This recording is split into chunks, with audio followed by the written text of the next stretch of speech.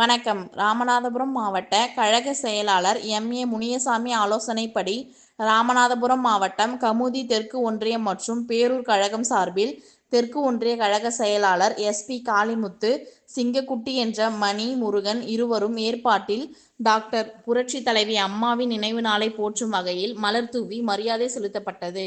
இந்நிகழ்ச்சியில் மூவர் ராம்கோ வழிவிட்டான், பசும்பொன் முருகன், வேந்தன், வக்கீல் ராமநாதன், டேவிட் பிரதாப் சிங், பழனிக்குமார், வீரபாண்டி, இருளாண்டி, பொந்தம்புலி ஆறுமுகம், மாரிமுத்து, வில்வத்துறை கவுன்சிலர் அன்பரசு, பூமிநாதன், முருகையா, செல்லம் மற்றும் சார்பு அணி மாவட்ட செயலாளர்கள், ஒன்றிய கழக நிர்வாகிகள், ஒன்றிய சார்பு அணி நிர்வாகிகள், கிளைக்கழக செயலாளர்கள், பேரூர் கழக செயலாளர்கள் அனைவரும் கலந்து கொண்டனர்.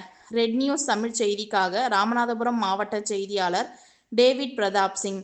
செய்திகளை உடனுக்குடன் தெரிந்து கொள்ள ரெட் நியூஸ் தமிழ் சேனலை சப்ஸ்கிரைப் செய்யவும்.